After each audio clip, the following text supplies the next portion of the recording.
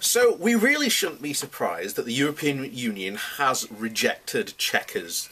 This was pretty much inevitable, really.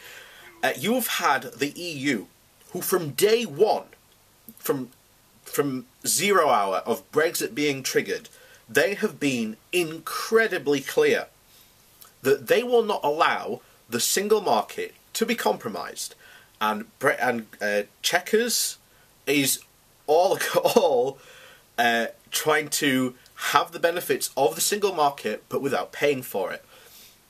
And we've discussed this in previous videos, that there is an important distinction to be made between British Eurosceptics and European Eurosceptics. Because I've said this, but at some point,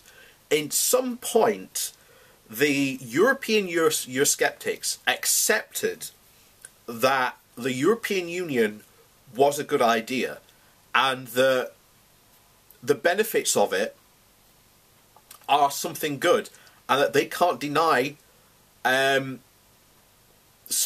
benefits of the European Union. Now, I'm not saying there aren't criticisms against the European Union. I've always been said from the very beginning of all this, look, I like the European Union, but it's not perfect. I think it could be improved, which, that's a discussion for another day. But this article comes from the New Statesman, and it's all about the Chequers, and I agree with this exact statement. Chequers was always doomed, but leavers can't blame the EU. Brexit is defeating itself. All these ideas, all these things that are happening to the UK, all these, car manufacturers saying, yeah, we're going to have to leave the EU, is not them trying to bully the UK government.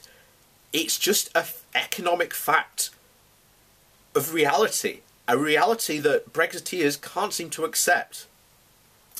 So, anyone surprised by the European Union's rejection of Theresa May's Chequers plan hasn't been paying attention.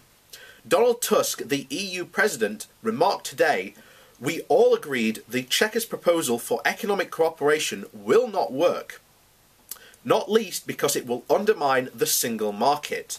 Yet, this is merely the line the EU has adopted since the UK voted for Brexit in 2016. Britain, they repeatedly warned, could not cherry-pick. It could not be in the single market for goods, as the Chequers plan proposes, but be outside it for services.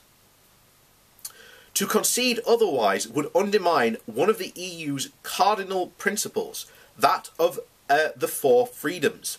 The free movement of goods, capital, services and labour are indivisible.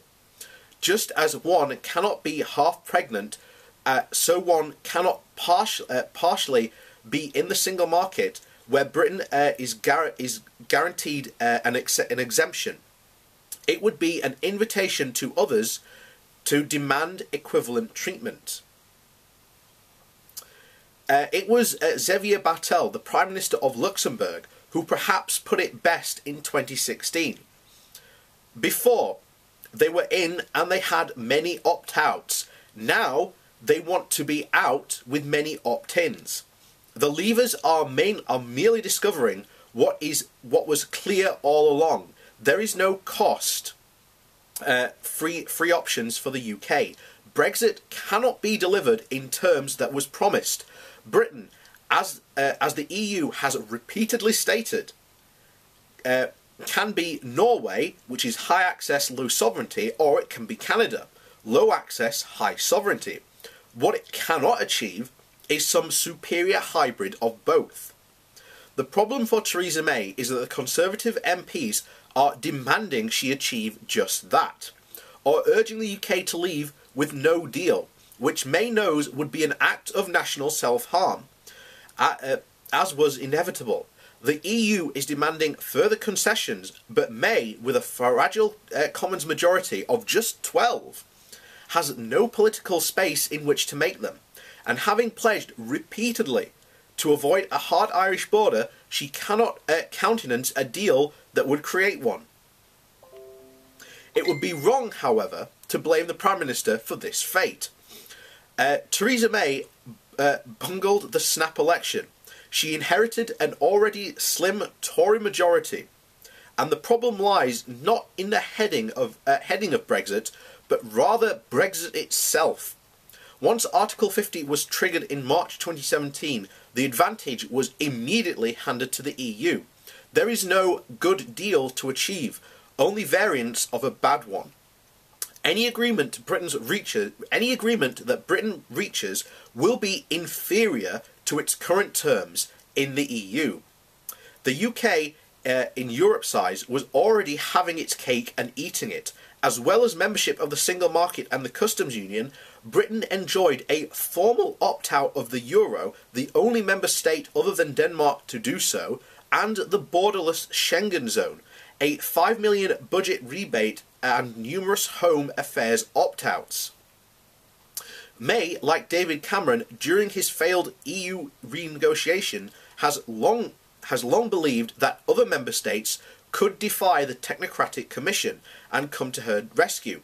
But, as French President Emmanuel Macron made brutally clear today, there is no desire to fix a problem created by Britain. Brexit is the choice of the British people, pushed by those who predicted easy solutions, Macron said. Those people are liars. They left the next day so they did not have to manage it.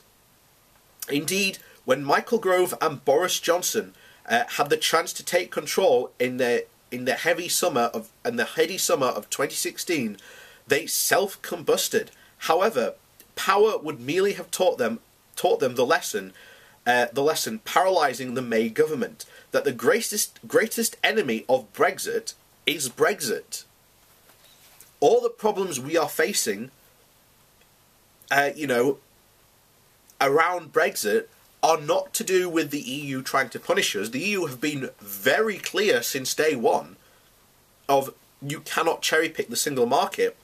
And as has been said here, in the eyes of Europe, we for years have been the country which has been half in, half out of the EU. So now that we've triggered Article 50 saying that we want fully out of the EU, they're like, well, you've been in that position for years. You've had numerous opt-outs, despite Brexiteers saying that we have no sovereignty, of many of the EU programmes that they have instituted over the years. So we are now in this position where this is a problem not created by the EU. It is a problem created by these people who have been pushing to leave the EU for 27 years, to quote one leading Brexiteer, and they've had no plan. There has been no plan for them to do what comes after. So confident were the Brexiteers that the EU would be racing to do some sort of deal with us, that they just said, they assumed that leaving would be easy. But it's not. It was never going to be, this easy, simple fix. It will be incredibly damaging for this country. This country is going to lose hundreds of thousands of jobs before this is all over. I guarantee it.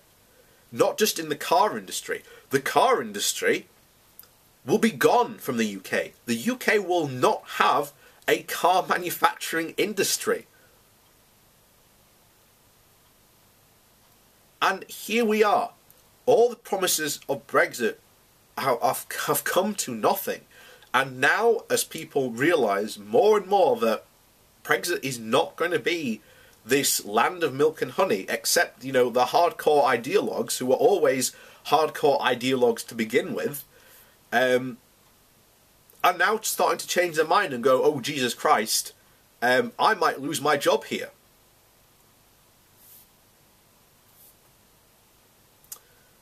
And we know, for example, given the economic system that we live in, you will see this constantly. A lot of economic experts are predicting soon there is going to be a recession. And Britain, outside the EU, in a recession, is not going to do well. we are going to end up suffering even more austerity if the Tories are in power. And that's where we are, unfortunately. So either two things either need to happen. Either Theresa May or I was going to say David Cameron then, or Corbyn need to go, right, Brexit, it's a dumb idea. I'm sodding off the entire referendum. It was advisory anyway. We're not going to do it. I'm just ignoring it. I'm rescinding Article 50. We're staying where we are. Okay? There's this idea that this would cause this big hoo-ha. It wouldn't. You would get a protest, of course you would, from the hardcore ideologues, but it would be nothing. It would be nothing, and people would be happy that this entire nonsense can be done away with. I was at a conference literally a couple of days ago where you have a clothing company who are just like, we don't know what's going to happen with Brexit. We don't know, and because we don't know, we can't make any plans. This is going to be damaging for us, but we're going to have to deal with it anyway, but we don't know what's going to happen. So, here we are, in an absolute maddening situation where the available ideas, the available option to us are all bad, but the only good idea basically means, okay, a complete reversal of, yeah, we'll stay in the EU. And that's literally where we are at the moment. There's no way you can get around it. I'm sorry, but there's no way you can get around it.